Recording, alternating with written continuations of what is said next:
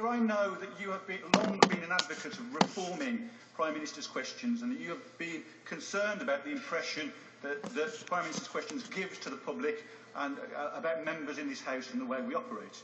Today we saw new politics and a new style of PMQs in operation, and we will wait to see how the public view that.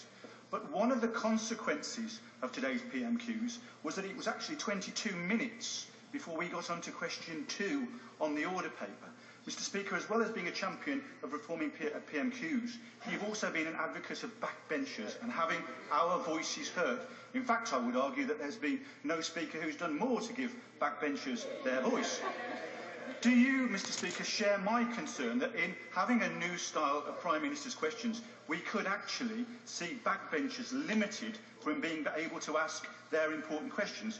Indeed, Mr. Speaker, I was number 10 on the order paper today. We got through to number 9, and if next week the Leader of the Opposition reads out a question from Andrew from Burton, you will know that I have found a new way to get my question across. Will you bear that in mind, Mr. Speaker, and ensure that in this new style of PMQs, backbenchers do get their opportunity to ask questions? Extremely grateful to the honourable gentleman for his point of order and the very measured, good-humoured way in which he put it. I say 2 things to the honourable gentleman. First of all, I always have him in mind, and it would be difficult not to do so. He's a most assiduous contributor to our proceedings. Secondly, a change in style of Prime Minister's questions, which is not a matter for me, but perfectly legitimate and may well be something widely welcomed, need not and must not delay progress through the order paper.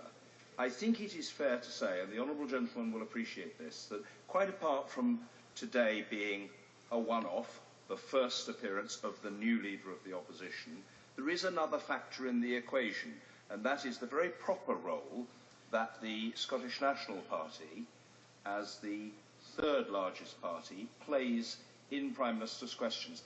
That role didn't arise in the last Parliament because the then 3rd party was part of the government and did not have questioning rights. The SNP very properly does have questioning rights, which it uses perfectly properly.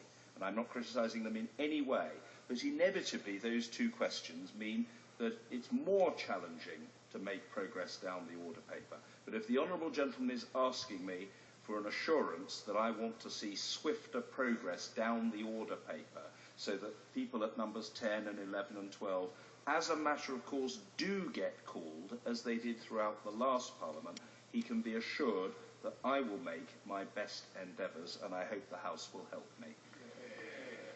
Point of order, Mr. Peter Bone. Further to that point of order, I glanced up at the clock when the Prime Minister and Leader of the Opposition had finished their exchanges, and it was no longer than actually normal. The time that was taken up was indeed, sir, because of the SNP, and it seemed to be that there were more of a statement than question. And I wonder what advice you give to frontbenchers on the time that they should take to make those 2 questions. There is no formal time limit, unlike in some parliaments, and personally I sense that colleagues would prefer that we preserve a degree of discretion and room for manoeuvre for the chair in the interests of the House. But the general principle is minimum preamble and quickest possible focus on the substance of the question, which should then be delivered pithily and with the panache that the honourable gentleman has characteristically brought to the House since his election 10 years ago. If there are no further points of order, and we